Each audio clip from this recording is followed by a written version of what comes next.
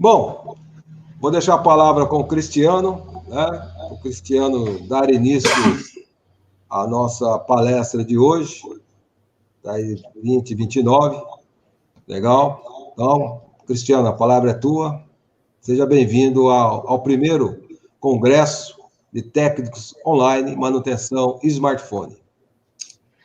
Boa noite, pessoal. Eu sou o Cristiano.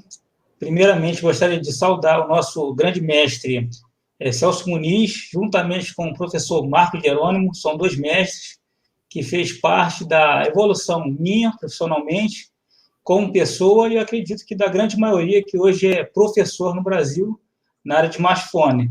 Se não fosse o incentivo desses grandes mestres, nós hoje não teríamos a visão do que é a área de manutenção com eletrônica aplicada, uma área que cada dia evolui mais esse dispositivo, e eles mesmo, iniciando, estão até hoje compartilhando informações conosco, aprendendo a cada dia, e gostaria de agradecer os dois por tudo que fizeram na nossa área e que fazem até hoje. Por exemplo, esse congresso online, que é uma novidade, e está somando para o pessoal que está em casa, que está sem ter o que fazer, né, porque está na quarentena, e estão ganhando um pouco de conhecimento. Agradecer também ao Daniel. Daniel é uma pessoa muito conhecida em São Paulo e no Brasil também, da Santec, né? Santec, a escola, você deu aula durante muito tempo. Você é muito conhecido, deu aula na escola Santec, né? Santec, aí depois foi Elefante Branco, depois foi... Agora estou na Central do Técnico. Bastante escola aí. Eu conheci pessoalmente o Daniel pela primeira vez, foi no Shopping Oriental.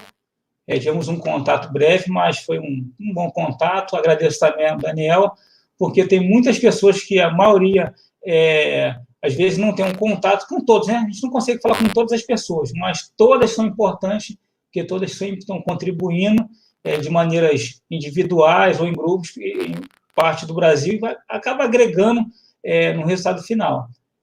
Eu tenho bastante conhecimento de pessoas na área, porque como eu sou bem conhecido no YouTube, acabo que falo com muitas pessoas, mas igualmente a vocês eu estou aprendendo também, e o pouquinho que eu estou aprendendo eu gostaria de compartilhar com o pessoal que está assistindo, e pedir para compartilhar essa transmissão, se inscrever no canal do Daniel, do Marco Jerônimo, do Celso Muniz, no meu canal, se não for, porque é importante a gente estar sempre interligado, né, apoiando pessoas que estão disponíveis a oferecer conteúdo que venha acrescentar na bancada do profissional. Isso é bem, bem bacana.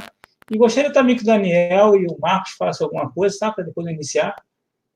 Compartilhar, né, com o pessoal.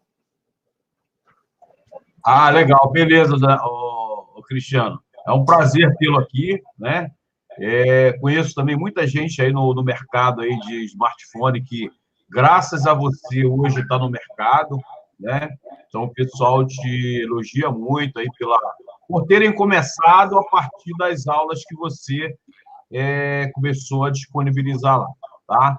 Então, por isso que você é um cara bastante técnico, né, e profissional, e humilde ao mesmo tempo, diferente de outros aí que tem no mercado aí que, às vezes, são muito estrela, né? Mas muito legal você estar aqui com a gente, tá? Fica à vontade aí.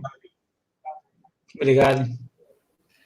A gente está sempre se assistindo, né? Eu estou sempre assistindo o Cristiano, estou sempre assistindo o Celso, o professor Marcos. Sou fã há muito tempo de vocês e a gente vai pegando conhecimento, um pouco de cada um aí, unindo e conseguir criar aí uma comunidade mais que se ajude mais, né? E esse é o intuito, né, do congresso em si, unir todo mundo e conseguir passar o máximo de conhecimento aí que a gente conseguir para todo mundo evoluir junto, né? Esse é o intuito, né? Caminhar todo mundo junto para conseguir superar dificuldades UAS, né? Que estamos enfrentando. Com a união fica um pouco mais fácil, né? Ou menos difícil. E aí, seu Celso, a hora que o senhor fala que pode, eu começo. A palavra sempre é do senhor. Né?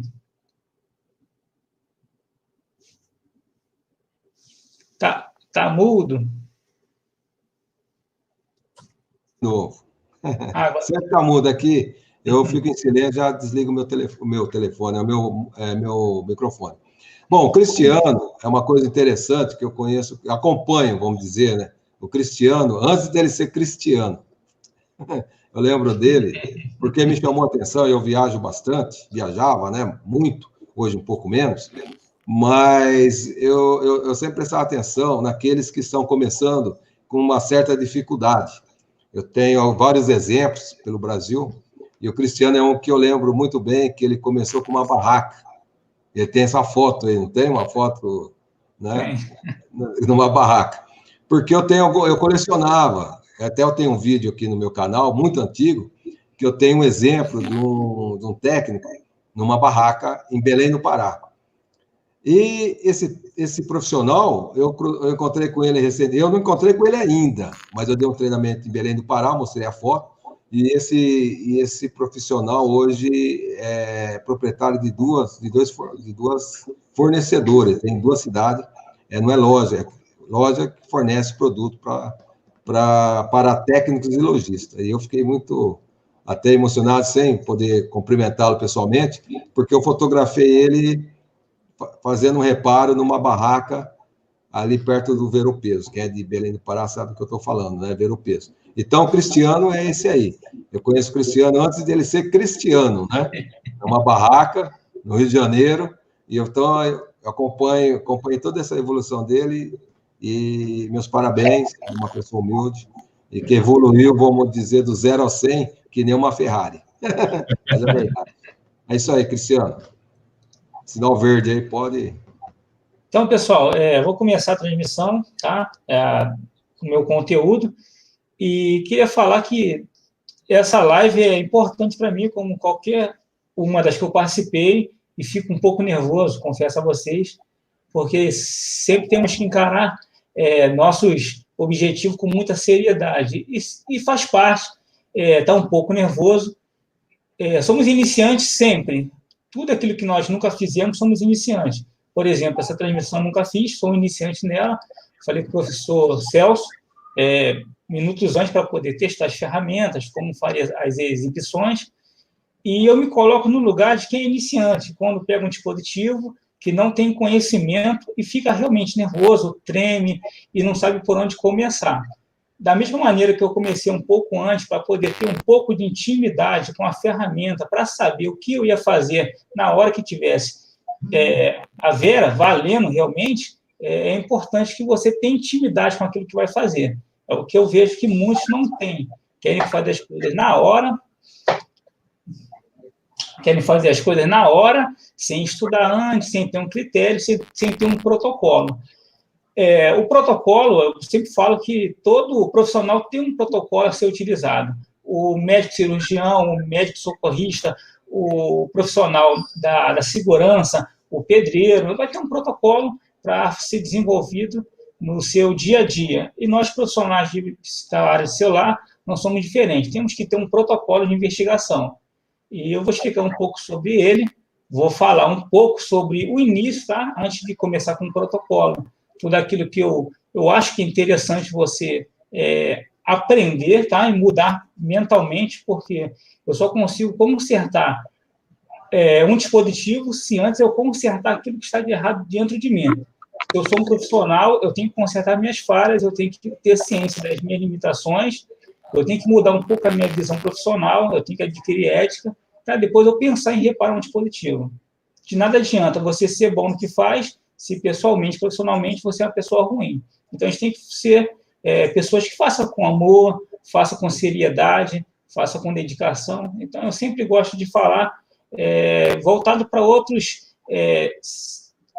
temas na área. Eu sei que tem muitos profissionais para falar sobre reparo, sobre microsoldagem, pessoas que têm mais qualidade do que eu para isso, estudaram muito mais, estão mais tempo, e eu gosto de pegar nessa parte onde eu trato o trabalho profissional. Eu tento consertar mais o profissional nos meus treinamentos.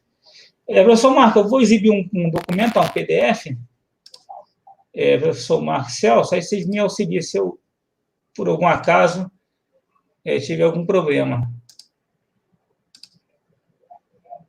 Vou abrir aqui a janela.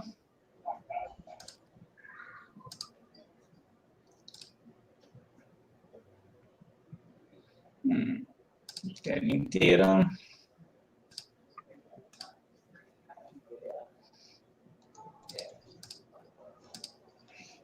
Chegou. Tá aparecendo? Porque eu vou olhar pelo celular. Ah, sim. Pessoal, esse é um documento que eu estava preparando para apresentar no Congresso, que ia acontecer no Rio Grande do Sul, só que devido ao corona não foi possível. E foi uma perda muito grande para a comunidade, mas, graças a Deus, o Celso, né, ele não chama de seu, o professor Celso Muniz, juntamente com o Marcos Jerônimo e o Daniel, organizaram esse congresso online e vamos poder exibir um pouco da nossa ideologia de trabalho. Quando eu me refiro à reeducação profissional, é que nós temos que se reeducar. Eu percebo que muitas pessoas começam sem base. Ela começa sem foco, começa sem nada. Porque a área da manutenção é uma área que é uma área tecnicamente fácil. Trocar uma tela, trocar um botão, que tem uma certa habilidade, ela consegue fazer coisas de maneira fácil. As pessoas, às vezes, brigam porque clientes estão fazendo algumas coisas na nossa área, mas não podemos subestimar o ser humano. O ser humano, ele sofre mutações, ele aprende com os erros, ele aprende com outras pessoas.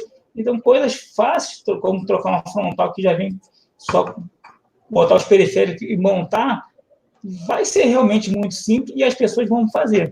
Como nós não colocamos, não pagamos ninguém para colocar uma bica, colocar uma lâmpada, fazer uma pequena instalação elétrica, uma encanação, nós não pagamos esse tipo de coisa. Trocar o óleo do carro, porque são coisas que o ser humano, no decorrer da sua evolução, ele aprende naturalmente. A evolução é natural. Não tem como fugir da evolução. Ela é natural. Para o profissional não ficar dependente somente do que ele sabe no momento e quando tem essa evolução natural de ser ultrapassado por um cliente comum e ficar depois se lamentando que o conector está barato, que tem muitos clientes finais fazendo serviço, nós temos que fazer coisas diferentes. É onde entra a nossa reeducação profissional. O que seria a reeducação profissional? Primeiro que eu vejo, antes de tudo, é foco. Porque não adianta fazer curso ou estudar para ferramenta se não tem um foco. Eu acredito que o foco é o principal. Qual seria o meu foco no momento? O meu foco, eu, Cristiano, ser um bom professor.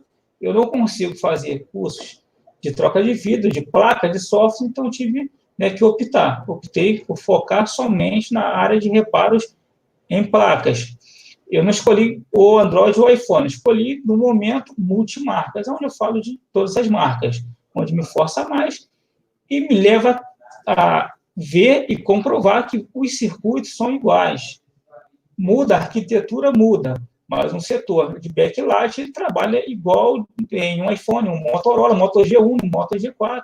Pode ser que os encapsulamentos mudem, pode ser que seus drivers estejam internos de circuitos ou fora de circuito. Então, basta a mim compreender como foi projetada aquela arquitetura, mas o funcionamento vai ser igual. Mudou a tecnologia de LED para AMOLED, mudou o estudo e eu vou compreender. Então, eu tenho que estar sempre estudando para poder estar aprendendo. E essa reeducação profissional, ela aconteceu na minha vida devido a problemas que eu tive na área de software. Então, o software foi muito perseguido, eu optei. Eu vou focar em algo que eu faça bem, que eu seja procurado e que meu serviço não seja procurado por preço, e sim por valor. Hoje, meu curso tem valor, não preço. Tem cursos mais baratos, não vou criticar nenhuma pessoa pelo valor de curso, mas eu tento agregar valor no meu trabalho.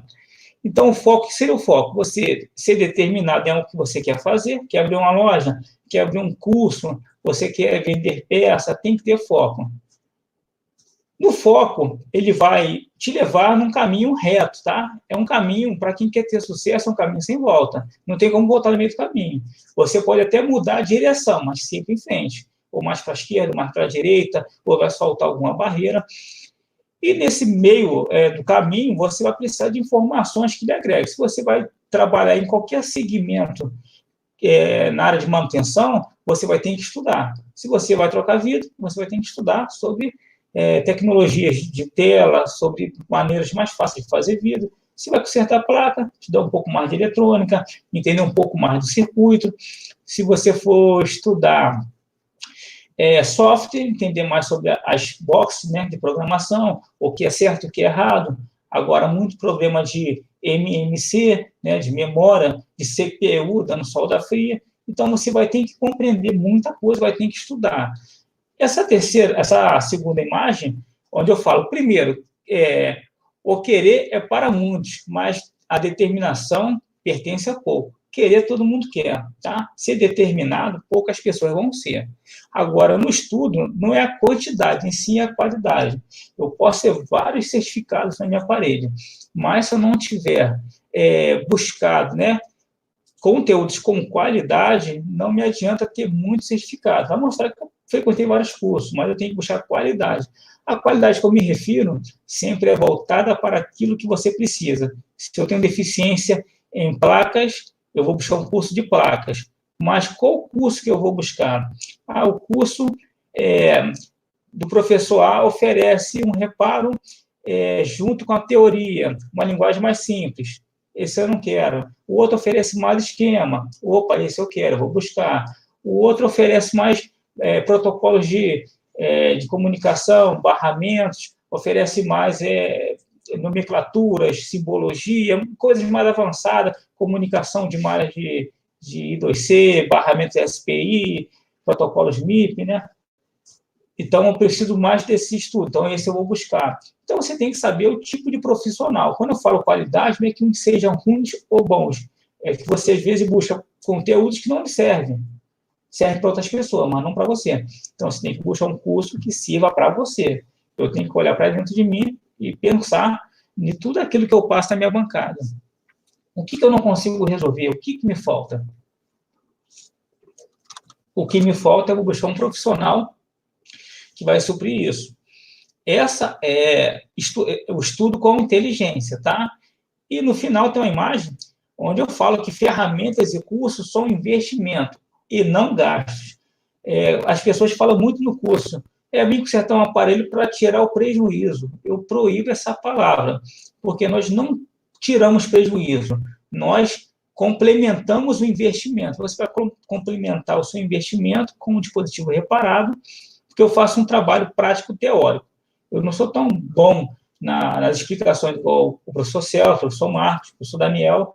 Então, eu sou um técnico que ministro aulas. Eu gosto de pegar o dispositivo, eu vou explicando, vou consertando e vou evoluindo no reparo, vou entendendo como funciona, eu vou mostrar para vocês um troubleshoot do técnico, tá, que eu desenvolvi, e ali eu vou consertando, vou explicando direto, tá?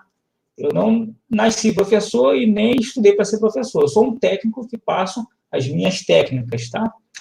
E, por final, temos essa frase, tá? Essa frase sempre eu falo. Se alguém inventou, não sei, mas sempre eu falo para os meus alunos, tá? O conhecimento é a ferramenta mais barata de qualquer profissão. Por que eu falo isso? Porque um microscópio montado, R$3.000. Uma estação Kik, quase 2.000, um osciloscópio, quase 2.000, uma fonte boa, 500. Então, um curso que, em média, é de 1.000 a 2.500, realmente não é caro. Ele é um investimento muito barato perante tudo aquilo que tem que se comprar. E é o que mais importa. É a ferramenta que não se quebra, é a ferramenta que não se perde, é a ferramenta que ninguém tira. Somente o Papai do Céu pode tirar.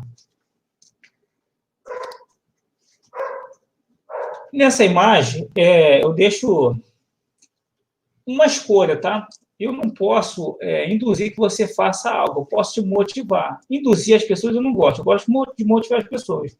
A minha história nada mais é que uma história motivacional. Como o professor Celso falou, comecei do zero e estou seguindo em diante. Já subi um pouquinho, já o degrau que é grande, mas estou seguindo devagarinho, mas estou indo. Então, nós temos a escolha, tá? A escolha depende de mim, depende de você, depende de cada um de nós. Temos do lado a mente aberta e a mente fechada. A mente aberta é aquela que aprende, é aquela que resolve, que segue adiante, que aceita críticas, que lida com o medo. E temos do outro lado, né, a pessoa que lamenta, que é impossível, que fica estagnada, sofre pelo que dizem, né? Se a pessoa faz um comentário mal, acabou o mundo, ou que deixa o medo vencer, né? Porque, por exemplo, antigamente, o que se falava? Não conserta iPhone, porque o iPhone, se colocar um parafuso errado, mata a placa. Porque o iPhone, hoje em dia, você vê que o iPhone tem ferramentas que facilitam muito mais, e é muito mais fácil você aprender a reparar um dispositivo. Então, os mitos, tá, são muito contundentes, porque tem pessoas que não tiveram sucesso e acaba frustrando quem está começando, criticando. Então, tem que saber peneirar, tá? Não pode ficar com medo, tem que saber lidar com medo. Você não pode sofrer pelo que as pessoas dizem, mas, do outro lado, aceitar críticas e crescer com ela. Você não pode ficar estagnado, mas tem que seguir do outro lado, né, para que tenha mente aberta e adiante. Mas, claro, sempre com conhecimento, sempre com o pé no chão, sempre sabendo o que pode ser feito. O que crê que é impossível, nós tentamos resolver. Nós sempre tentamos resolver através de soluções. Tem soluções convencionais, outras nem tantas, mas tentamos sempre achar uma solução. Tem uma escalamento pelo preço do conector e nós tentamos aprender coisas novas todos os dias para poder conseguir sempre lidar e estar à frente dos demais, não sendo melhor, mas estando à frente em sabedoria. O mais novo, às vezes, é mais inteligente, mas não tem sabedoria. O mais velho, ele pode ficar até um pouco ultrapassado no conhecimento, porque o mais novo ele tem fome de conhecimento, mas muitas das vezes ele não tem sabedoria. Então, o mais sábio, ele aprende todo dia, ele sempre está aprendendo com os erros e os acertos dos mais novos, tá? Pessoal, eu vou começar e depois eu vou dar uma pausa para vocês fazerem algumas perguntas, tá? Eu vou chamar o professor Celso, o professor Daniel, o professor Marcos, para poder também estar auxiliando nas respostas. Eu vou falar parte do que eu vim para falar, vou parar um pouco para a gente dar uma sequência. Eu vou chegar, por exemplo, com essa imagem. Esse é um troubleshoot do técnico, tá? Ou seja, o guia de reparo do técnico, não do aparelho, e sim do técnico, do profissional. É o guia para reparar, o profissional reparar algo. É o que eu tento desenhar para que meus alunos consigam fazer. Deixa eu beber um pouco d'água.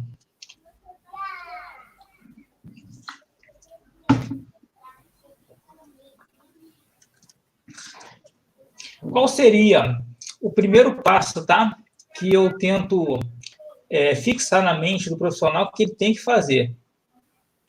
O diagnóstico com o cliente. O primeiro balão, tá ali, ó, o diagnóstico começa com o cliente. Pense que você é um médico, como botei na imagem, um doutor, e pense que o cliente é o paciente. Então, faça perguntas, explore bem essas perguntas e pergunte tudo aquilo que você queira saber sobre o dispositivo. Por que você tem que perguntar? Você descendo a seta, você vai ver que temos a outra frase, né? Entender a natureza do defeito. Colher as informações desse cliente, eu vou começar a fazer o quê? Entender a natureza do defeito. A natureza, eu posso ir para duas partes. Em verde ou em roxo, ou posso descer também, tá? Mas eu vou colher a informação do cliente, vou entender a natureza do problema, eu vou fazer, antes de qualquer coisa, eu gosto de fazer uma análise visual, tá? Analisar visualmente. Por exemplo, se é um conector de carga, olha o conector de carga. Se é um botão, olha o estado do botão, se não está amassado. Se é um aparelho sem sinal, verifica se a antena que está na carcaça, se ela está boa, ou a carcaça está boa, se não está frouxa, tá? Então, o visual é muito bom, tá? Primeiro, eu vou pegar o cliente, vou saber o que é o defeito, como aconteceu, quando aconteceu. Eu vou tentar entender a natureza desse problema. Vou fazer uma análise visual e vou verificar o que eu faço sempre, é o seu comportamento na fonte de alimentação. Porque eu tenho que saber como está o estado desse aparelho, tá? Seu Celso, se eu quiser, até nessa parte, se o pessoal que tiver com alguma dúvida e quiser perguntar algo, aí não sei se a gente começa já perguntando a eles ou não, tá? Que esse início, tá? O que o senhor acha? Olha, se eu falar uma coisa para você, foi a primeira vez que eu tive a oportunidade de ver a apresentação do troubleshoot do técnico nessa formatação. Mas assim, pode falar. Eu fiz para poder apresentar, né, que eu quero consertar o técnico, não o aparelho. Assim. Eu fiz para consertar o técnico, né? Mas aí você coloca aí a análise sobre o aparelho, mas pela visão comportamental do técnico, né? Isso. Quais os procedimentos que ele tem que fazer em cima do aparelho. E como se eu quiser complementar algo, pode complementar. Não, eu também estou. Eu, pela posição do Daniel, eu creio que nós dois, né, Daniel? Eu achei interessante. Eu sempre coloco que eu vejo assim, eu uso uma ferramenta diferente. Eu sempre falo a forma assim, da forma de entrar o aparelho, é como eu começo a análise. Né? Eu tenho uma outra visão assim de começar. Por onde eu começo a análise? Eu chamo de porta de entrada. Né? Então, eu pergunto para o cliente, e através da informação, se ele me der, claro que raramente ele dá, mas se ele der, é por onde eu vou começar a análise. Né? Então, eu tenho, assim, mentalmente, eu faço com um mapa mental, né? Quais os procedimentos em cada etapa, né? Dependendo da porta que entrou. Um exemplo, impacto. Houve um impacto, né? Então, tem um procedimento. Umidade, outro procedimento. Transiente de energia, outro procedimento. Mas, é claro, dentro dessa técnica de troubleshooting, né? De perguntas e respostas, você vai montando uma linha de raciocínio. E essa daí, apesar de ser, assim, um pouco diferente da que eu tenho, eu achei muito interessante. Não, olha só, Celso e Cristiano e Marcos, e o pessoal aí que está assistindo, achei bem interessante essa ideia de organizar a cabeça do técnico, porque o troubleshoot nada mais é do que organizar aí uma série de situações que você pode passar ou seguir adiante, né? E organizar a cabeça do técnico, para ele seguir uma linha de raciocínio mais crítica. Isso sim é sacada muito boa, é muito bom, porque a gente tenta colocar isso na cabeça dos alunos em si, e às vezes a gente não desenhou ainda, né? E o que você fez aí foi realmente desenhar o que a sua cabeça tem que passar. Apesar de que cada um tem aí uma série de fatores a seguir, né? Ou eu tenho uma pessoa que verifica uma coisa antes, tem outra pessoa que verifica outra, mas no contexto geral é muito bacana desenhar do jeito que a cabeça do técnico tem que agir para conseguir achar o defeito, né? Achei bem legal. Ele cria uma linha de raciocínio, né? Ele tendo essa linha de raciocínio, ele chega mais rápido, né? No objetivo que é a localização e remoção do defeito, né? Do que a gente que trabalha muito em suporte, é aquela pergunta, né? Estou com o telefone assim, assim, assim, o que eu faço? Então, o que eu faço, o troubleshoot, e nessa formatação, o que eu faço já é o próximo passo, o próximo passo, o próximo passo. Né? Então, ele dá uma diretriz aonde o técnico tem que ir para chegar no defeito, né? Porque isso é suporte, o cara pega um defeito, estou assim, assim, assim, e agora, o que eu faço? Né? Então, o que eu faço é como se chegasse numa estrada, não tem mais a ponte, né? Vai atravessar a ponte e não tem mais, e ele fica ali, não sabe como atravessa, fica aquela dúvida. Então, o troubleshoot é essa ponte, né? Que vai fazer com que ele dá uma diretriz, né? Eu vou por aqui ou por aqui. Mais ou menos isso aí que eu enxerguei. Enxerguei assim. Não, mas bem bacana, Cristiano. Continua aí, eu quero ver suas próximas análises aí. Continua aí. Então vamos lá. O que eu falo, né, que eu sempre converso com o cliente, tento entender a natureza do defeito, faço sempre análises visuais, porque a ferramenta, uma das principais é a nossa visão, né? Deus nos deu e temos que utilizar. E eu gosto de verificar o comportamento na fonte. Verificar se o aparelho está startando, se o pulso de boot está correto. Eu verifico tanto o consumo desse pulso de boot através da VBAS, da tensão da bateria, conecto o jacaré e faço essa verificação, como vejo também o pulso de carga, tá no início do ciclo de carga sem a bateria. utilizando um cabo micro USB, utilizando esses carregadores amperímetro, que tem o nosso display, que tem o voltímetro e o amperímetro, eu vejo o pulso esse boot de carregamento. Então, ele tenta buscar a bateria em torno de 90 mA, 150 mA, o que a maioria apresenta, tanto o boot de inicialização como o boot de carregamento.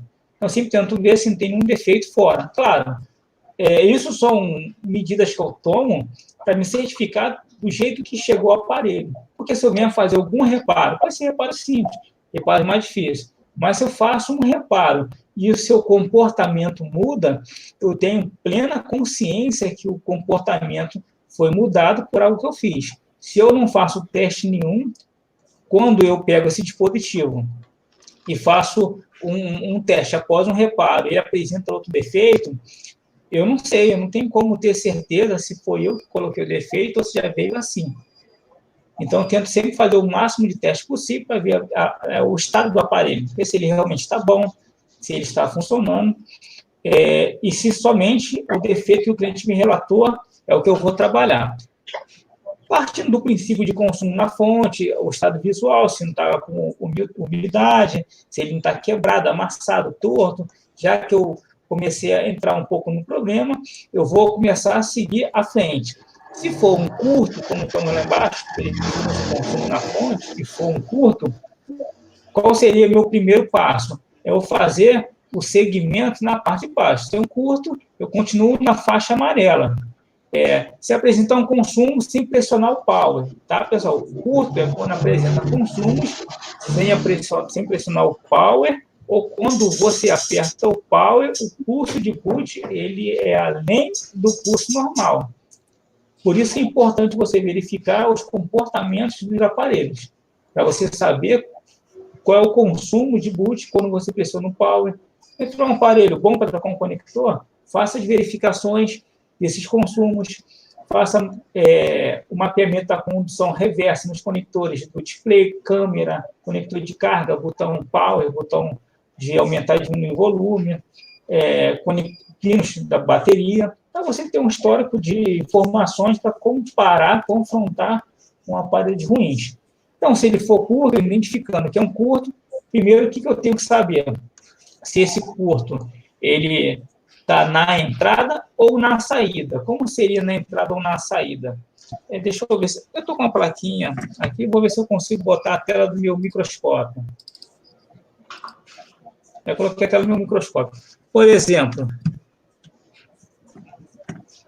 vamos falar primeiro do pulso de boot. Deixa eu ver se tem algum aparelho aqui que eu possa startar para mostrar o pulso de boot. Tá? Estou com esse aparelho. Esse é um Motorola, nem sei qual que é. Enfim, não importa muito. Então, vamos fazer o seguinte. Vamos tentar verificar esse pulso de boot, tá? Deixa a fonte de alimentação. Vamos conectar. Ponta de prova positiva no positivo, negativa no negativo. Se tiver qualquer dúvida, você descarta como tipo, escala de continuidade, separa quem é o termo, que ficar é o positivo, tá? Ou veja pela bateria, melhor. Vamos lá. Conectamos. Vou ver só o boot de inicialização, tá? Temos do lado de cá a chave. Vamos fechar um pequeno curso só para ver o comportamento. Eu acho que é esse aqui.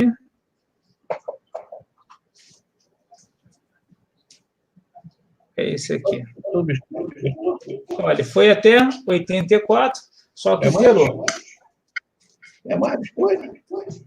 É mais. O pulso de boot dele está até bom, porém ele não fixa. Ou seja, já tem um defeito que ele não está conseguindo dar início no seu processo de boot, tá? Bootar essa placa. O pulso de boot ele vai, só que ele zera. Então, estamos encontrando um sistema. Ou seja, ele não está nem aguardando um sistema responder, não encontra nada, se bloqueia.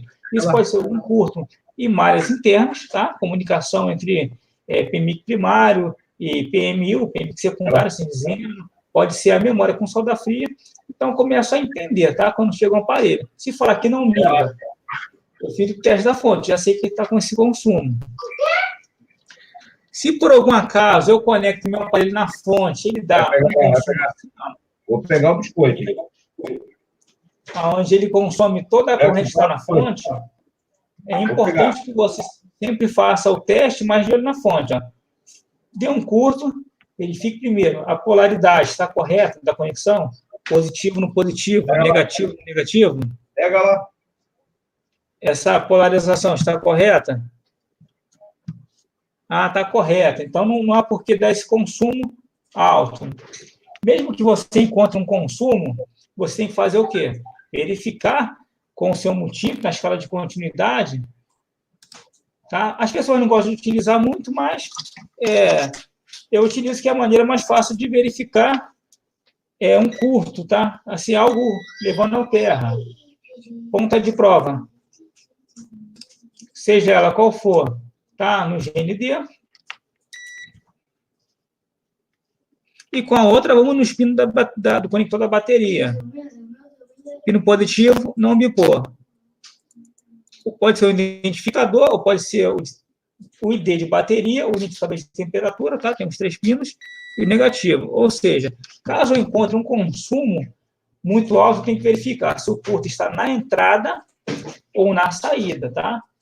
Porque não adianta você ter um consumo alto, você injetar tensão nesse pino positivo, sendo que o curto não está no pino positivo da bateria, ele está sendo chaveado através do Power Manager ou do... um congresso online.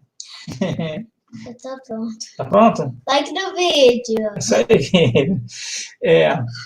Então, não adianta a gente fazer esse procedimento de injetar tensão aonde não tem curto. O que nós temos que fazer? Agora, voltar lá para o nosso troubleshoot, tá? E fazer aqui as verificações. Se o curto está na entrada ou na saída. Se ele está com um consumo, mas não apresenta curto na entrada, eu vou ter que verificar os componentes da saída. Seria na saída de um FPMI, que geralmente se aloja esse curto nas malhas primárias, chaveada através de um PMI primário ou secundário. Pode ser o Power Manager, o principal, tá? Que chaveia e vai virar BAT Plus, uma B Plus, ou de uma VBAT, uma PPVCC Main, ou uma VPH-PWR. São as malhas primárias chaveadas através do seu Power Manager. Tá? Isso contém um consumo, pode ser um MOSFET chaveador. Tá? Então, vai aquecer esse camarada, caso você fique insistindo em injetar tensão pelo pino da bateria. Você tem que localizar a malha dentro do dispositivo, para aí sim você trabalhar dentro do problema. Então, você aqui, ó, no terceiro passo, né, verificar se o curto está na entrada ou na saída, identificar a malha em curto e utilizar as técnicas adequadas. Quais seriam elas? Utilizar a fonte de alimentação, tem que ser uma fonte de preferência, uma fonte ou Ricardo, ou FR, ou Minipo, que são as fontes que têm um tráfego, um rolamento de cobre, que ele realmente entrega a corrente que está disponível, não vai vir aquecer, não vai queimar, e você vai conseguir solucionar.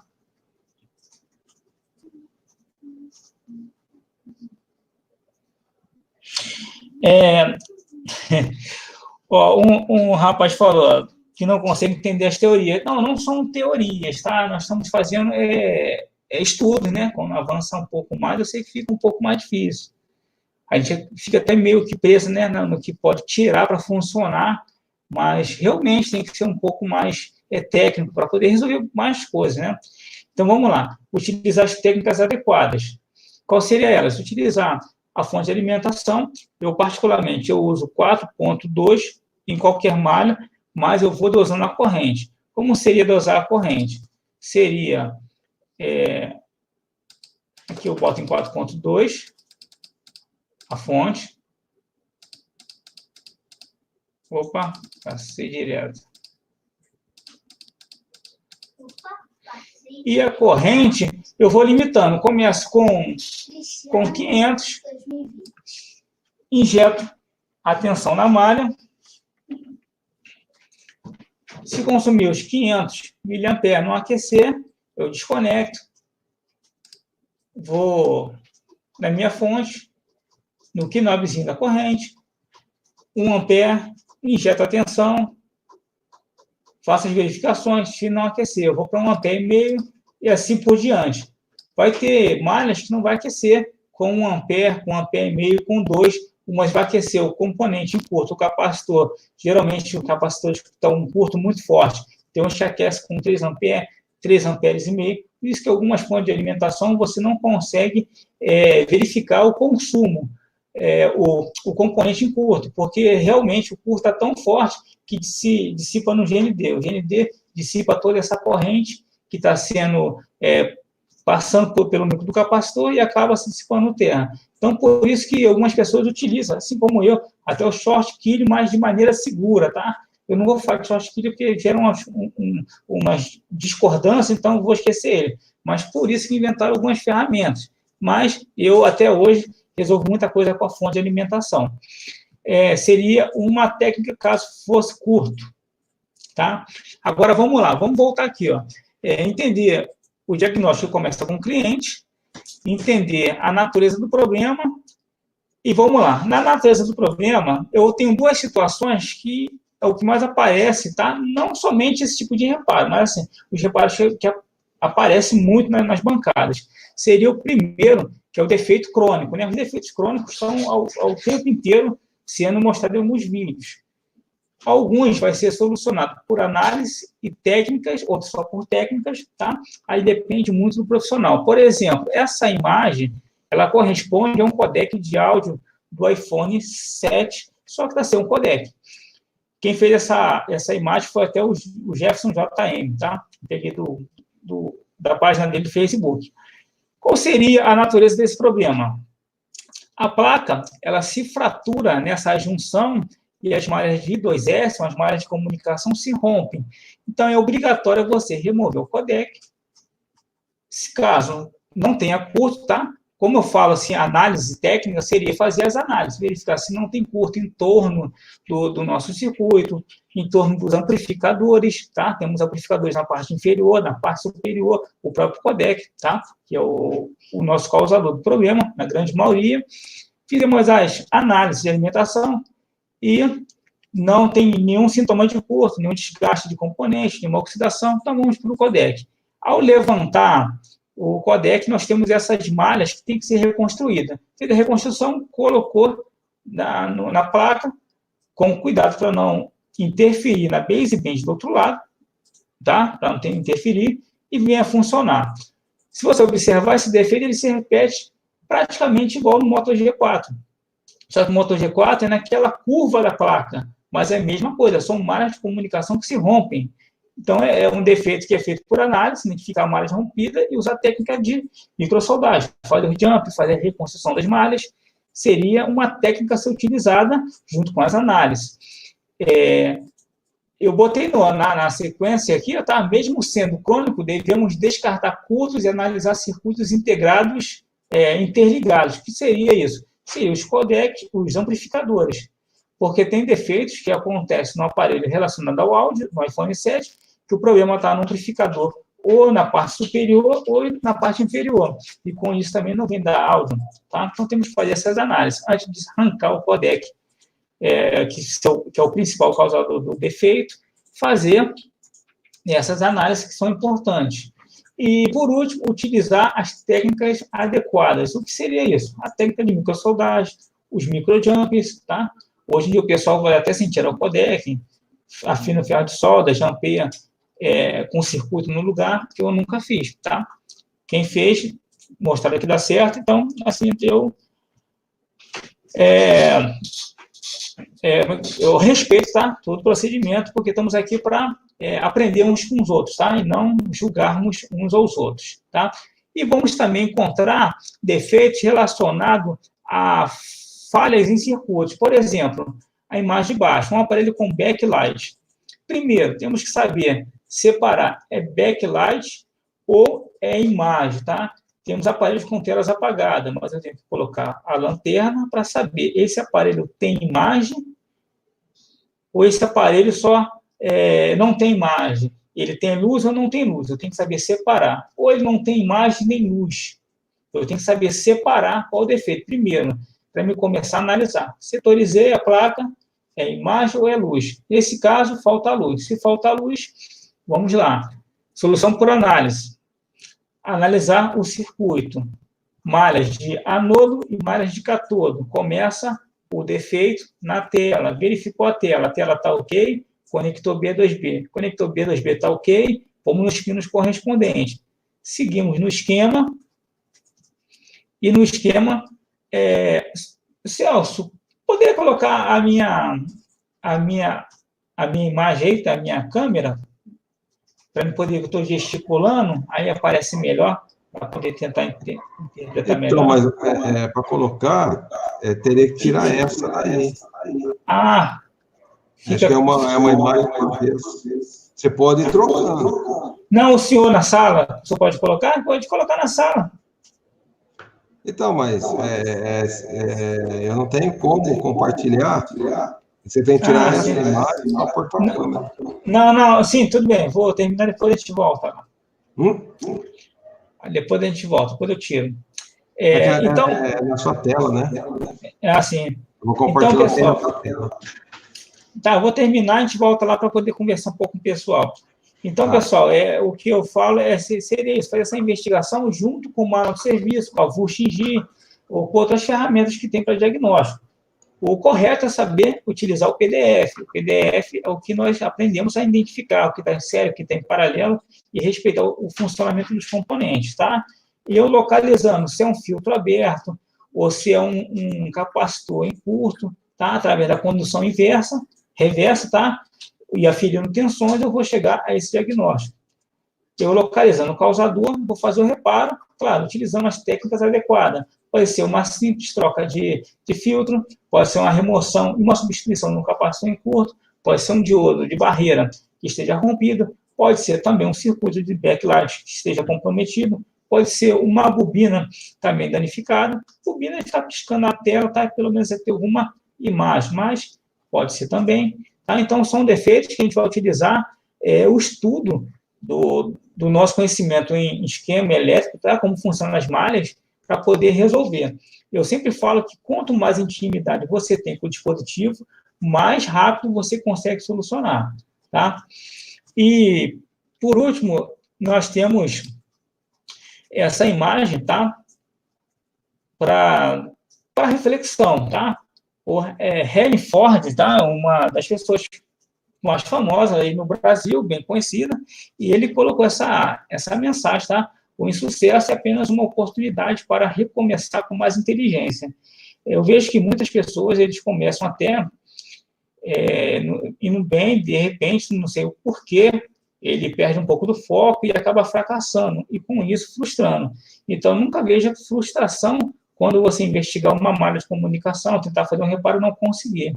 Esse insucesso momentâneo vai dar para você a oportunidade de recomeçar com mais inteligência, de começar estudando um pouco mais, se dedicando um pouco mais, para que você comece a fazer as coisas corretas, tá? Então, vamos voltar só na imagem de cima para complementar. Quando eu falo a respeito de backlight e falhas por ruptura de malhas, isso eu me refiro a esse exemplo. Mas, por exemplo, o exemplo daquele setor de áudio, ele serve para o setor de touchscreen, ele serve para o setor de baseband, ele serve para outros setores que têm esse comprometimento.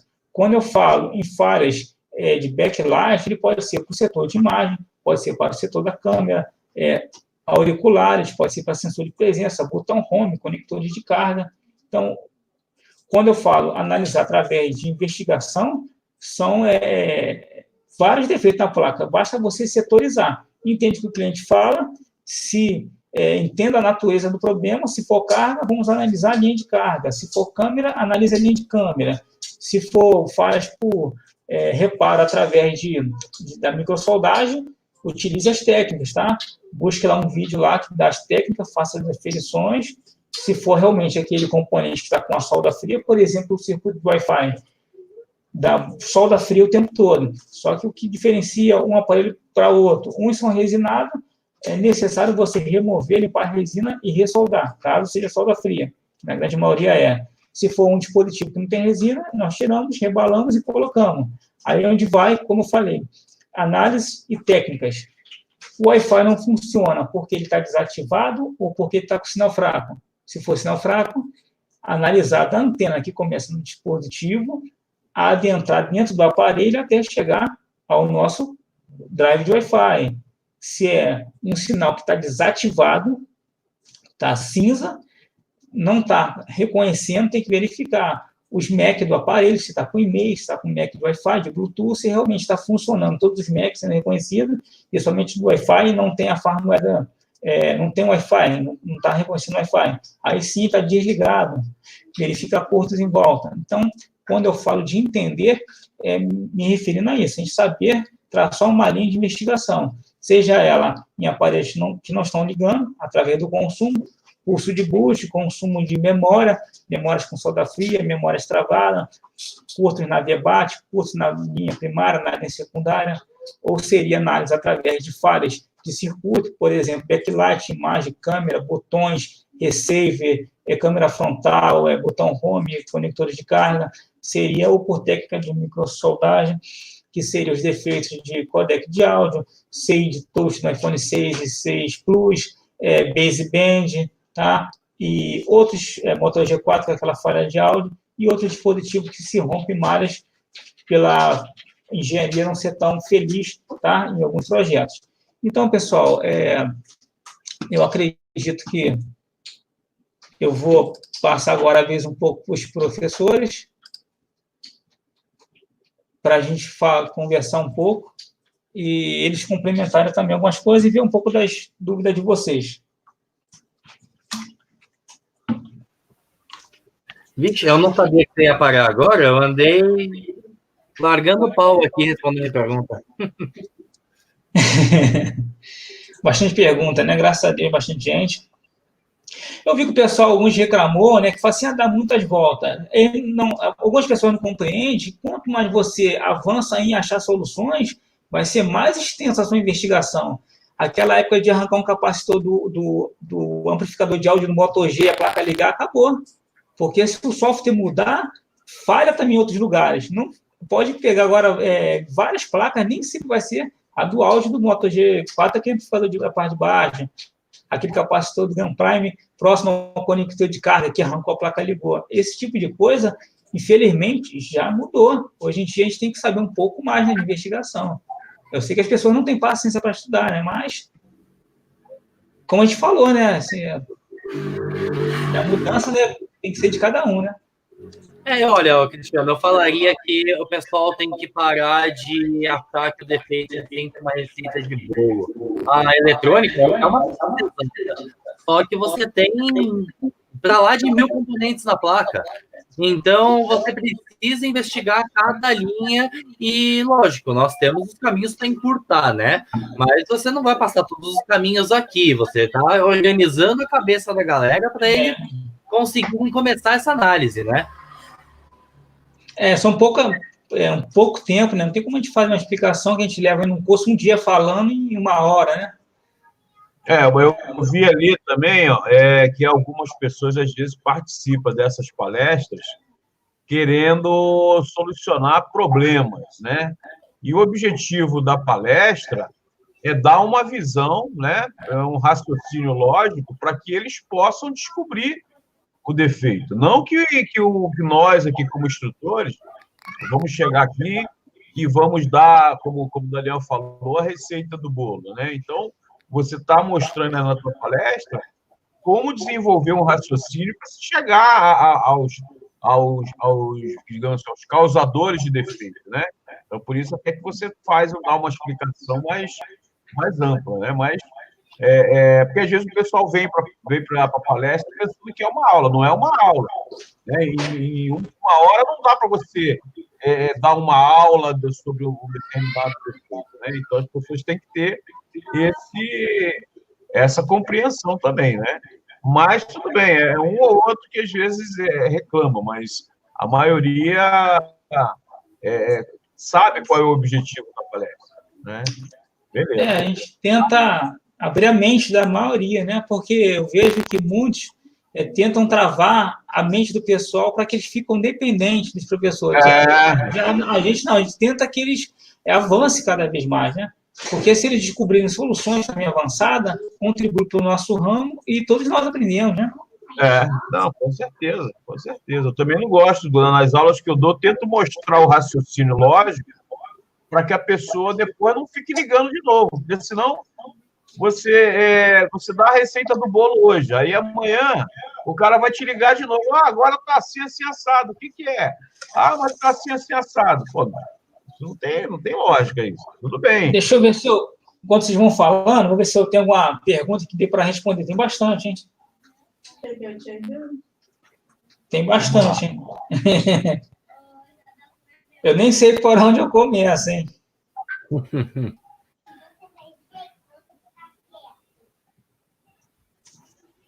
Aqui, ó. Isso aqui é boa. Qual raciocínio devo seguir quando o aparelho trava alguns dias após a troca da tela? Isso é muito bom.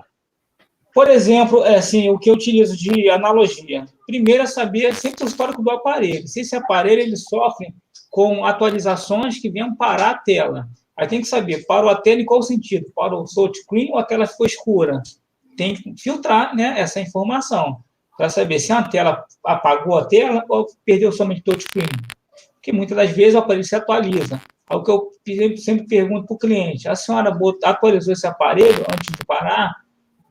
Porque atualiza, alguns param de reconhecer o touch, né, devido a essas atualizações, as peças que são paralelas. E como você trocou a tela, o primeiro passo a fazer é testar outra tela. Não há por que mexer na placa. Se trocou a tela deu problema. Para isso temos a garantia. Não são muito boas, mas temos alguma. Trocar a tela. É sempre aconselhável você comprar uma tela que é um pouquinho mais cara, mesmo que você perca 10, 20 reais, mas que você não venha ter problema. Porque realmente é complicado essas telas, né? A gente sabe que hoje em dia o mercado está de mal a pior. Então, eu faria primeiro o teste.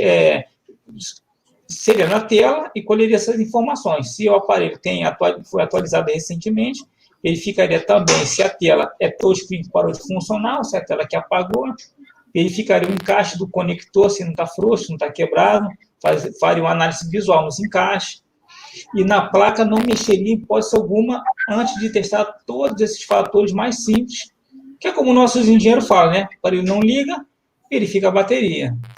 Verifica se tem carga, carrega a bateria, sempre passando da parte mais simples, nunca indo na parte mais avançada. É o que eu faria. Deixa eu ver se tem alguma mensagem de cima. Aqui na parte de baixo tem bastante. Tem bastante mensagem. Quer me ajudar aí, Lili, com alguma mensagem? Minha esposa me ajuda aqui.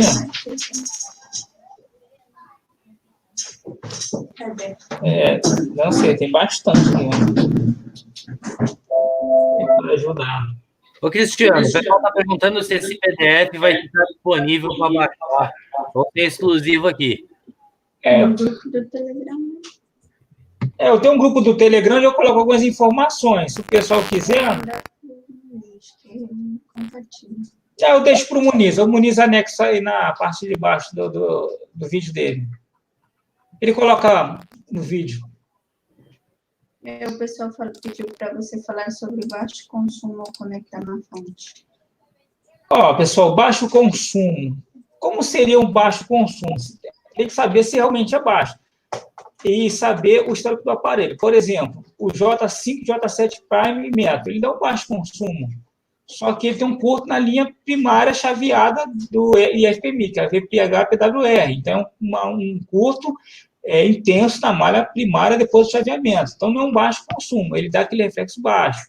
Por exemplo, o Moto G do 1 ao Moto G4, eu acredito, dá um consumo do 1 ao 3, dá um consumo de 290 a 320. Já está com um consumo um pouco mais alto.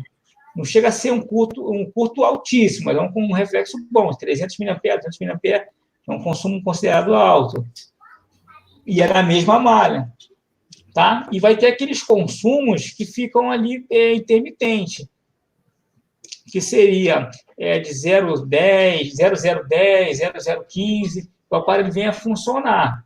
Se o aparelho travou e não liga, conectou na fonte, tem um consumo, ele não liga, eu faço toda uma varredura no aparelho como tímetro, em busca de curtos, eu verifico se não tem oxidações, porque se esse consumo for embaixo de um circuito integrado, ele gera alguns consumos, muitas das vezes bloqueia que o aparelho funcione, o aparelho não starta, ou starta, né, com consumo de bateria mais alto, mas é devido a uma oxidação, em um seio que não é resinado. Os seios que não são resinados, quando molha, é fatal, entra água por baixo, oxida. Então, tem que saber o aparelho. O baixo consumo é uma luta diária para qualquer profissional, desde a época que inventaram os primeiros procedimentos. Ele sempre teve e sempre foi difícil de solucionar. Por isso que existem tantas ferramentas, tanta técnica, porque é um consumo que é praticamente invisível. Você pode localizar também na condição reversa, na escala de diodo, com as ponteiras invertidas. Só que tem que comparar placas, tá? Circuitos iguais, circuito funcionando com circuito que você acredita que esteja deficiente. Eu sempre me localizo em circuitos onde maneja maior corrente. Por exemplo, os IFPMI, ou PMI, nos setores de... Por exemplo, se for um setor que esteja desconfiado no setor de RF, eu coloco em modo avião, desligo parte do aparelho, para que ele venha trabalhar somente com as funções, com as interfaces do usuário. A parte de RF eu deixo desligada, para ver se está em algum módulo de radiofrequência, ou em algum módulo de Wi-Fi, Bluetooth, para estar diminuindo, né? É bem complicado. O baixo consumo, assim, tem que investigar muito. E os baixos consumos, quando como chama? Perda de memória. Quando a falha de memória, eu vou deixar alguns PDF com o professor Celso. Por exemplo, os que eu mapeei, tá, pessoal? Assim, não é que o meu esteja mais certo, não. Os que eu mapeei, dos que eu pego durante o dia a dia. Quando eu pego algum consumo que ele vai até a 30 no máximo e zera, geralmente é o Power Manager, tá? O gerenciador principal que não está chaveando essa alimentação para o aparelho botar, para o aparelho ligar. Geralmente é o Power Manager. Ou pode ser também algum componente que está bloqueando essa alimentação e acaba zerando. Mas geralmente é o Power Manager ou ruim ou com solda fria, devido a uma queda, devido a algum aquecimento. Quando ele dá um consumo até 80, 60, 90, 120, trava, perda de bootloader, tá? Não tem bootloader, então não tem como ele inicializar o procedimento de software. Ele vai botar o aparelho, ele vai ter a NAND. Quando verificar a NAND, cadê o sistema? Ele não encontra, fica esperando. Ele está esperando uma resposta da NAND. A NAND não responde, ele fica ali, então fica travado. Não termina esse processo. Quando ele vai até 80 e zera, ou até 150 e zera, esses dois casos, eu já peguei duas situações. Aliás, três situações. Ou memória corrompida, tá? Sistema corrompido. Peguei ou memória NAND ou memória a RAM.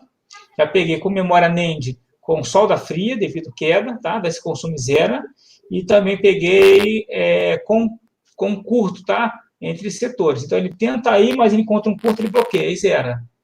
Então, eu faço essa verificação. Geralmente, eu pressiono um pouco a NAND para ver se vai ter contato, ver se vai ligar, verifico curtos. Então, assim, é um estudo bem vasto, né? Normalmente é bom anotar isso, né? Porque a gente não lembra disso. Isso, a gente pode falar uma coisa interessante. Todo problema que eu pego, no início, agora a mente já grava, né? Mas eu anotava, o aparelho chegou em tal situação, o cliente me relatou tal problema antes de acontecer, tal evento, né, de acontecer o problema. Eu fiz verificação X na fonte, com motivo de X, vou detalhando todos os passos para que eu recorde quando vi um aparelho igual, né? Sintoma parecido, até outra marca, mas com um defeito parecido, para que eu tenha um norte. Aqui o Dan Gils, ele até botou uma pergunta, mas não está dando para entender muito. Não, mas é o Daniel. Eu que estou respondendo o pessoal. Está respondendo o pessoal. Ah, tá. Tem um rapaz aqui que fez uma pergunta, eu acho que ele fez a pergunta justamente por causa de uma outra que eu respondi. E está dentro desse consumo pequeno aí que você falou, Cristiano, que é o que é OCP no PMIC. OCP é Overcurrent Protection, ou seja, é uma proteção que o gerenciador de energia tem quando tem uma corrente muito alta passando por ele. Então, quando você tem, por exemplo, uma malha secundária com um curto, o PMI que protege o circuito, diminuindo a corrente que ultrapassa por ele. Aí, nesse caso, você tem que procurar o curto em outras malhas.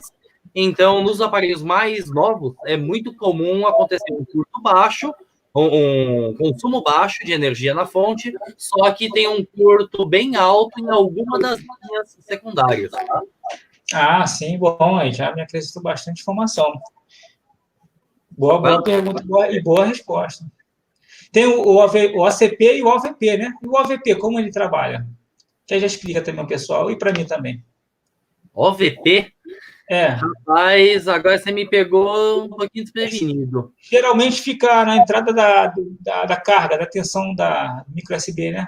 O Overvoltage Protect, né? A proteção de sobrevoltagem. Ah, para diminuir a voltagem ao invés da corrente, né? Legal. Que o pessoal vê bastante também, o AVP, né? Aí esse é o inverso, né? Esse já diminui a voltagem, né? Sim. Queima muito também, né? Então, nos aparelhos mais novos, principalmente nos Samsung, eu vejo bastante o curto baixo por causa do OCP. Agora, o OVP, normalmente é na linha primária, né? Que dá o curto. Sim. Se alguém perguntar, já está no tema, já responde.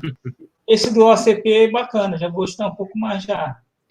Outra, quando tem uma linha em curto, ele perguntou se injeta a tensão do lado positivo ou do lado negativo. Não, se está em curto, no lado positivo, né? Se for no lado negativo, você vai injetar a tensão no terra, vai conectar o terra e injetar o positivo no terra, então não vai ter resultado nenhum.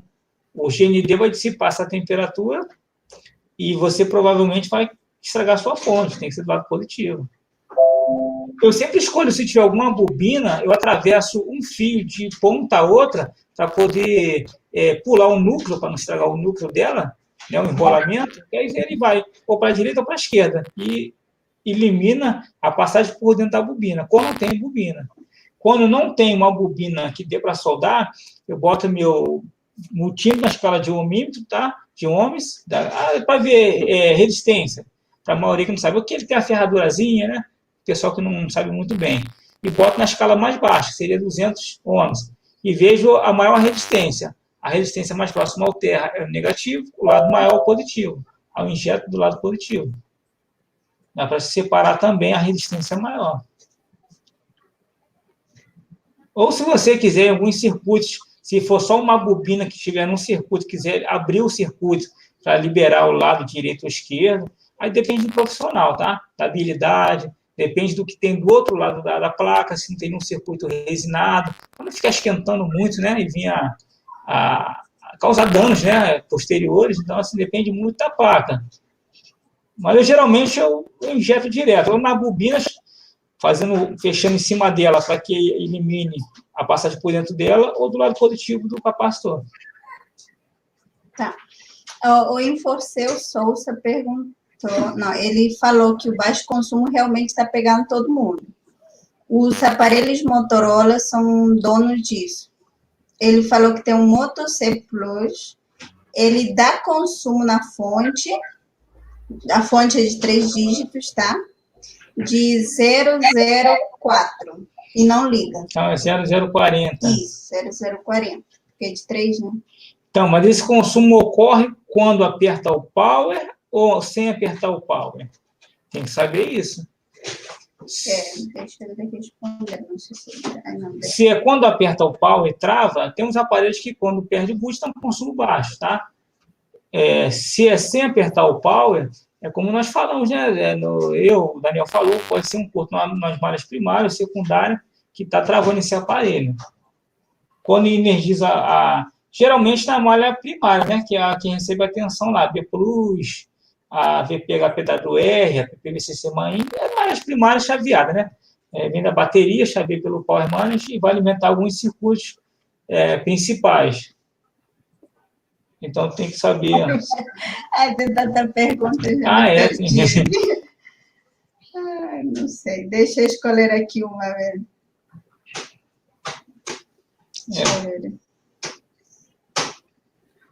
O Celso, o certificado está falando que não está encontrando a página. Está dando erro. Tá dando erro aí, Celso.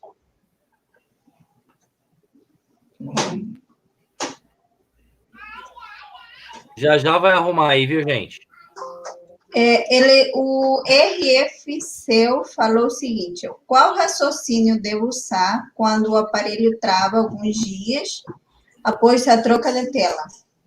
Isso eu respondi aí. Já? Né? Então, deixa eu tentar achar aqui. É que tem bastante mensagem. Vou começar do final, então, porque senão não dá.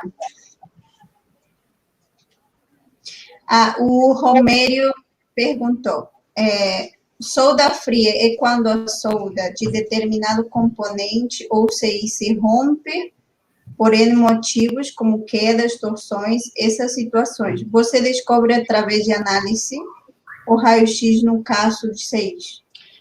Eu não tenho como verificar em raio-x. Tem os equipamentos de raio-x, sim. Então, eu tento identificar, setorizar a falha. Por exemplo, é uma solda fria. Mas aonde eu vou buscar essa solda fria?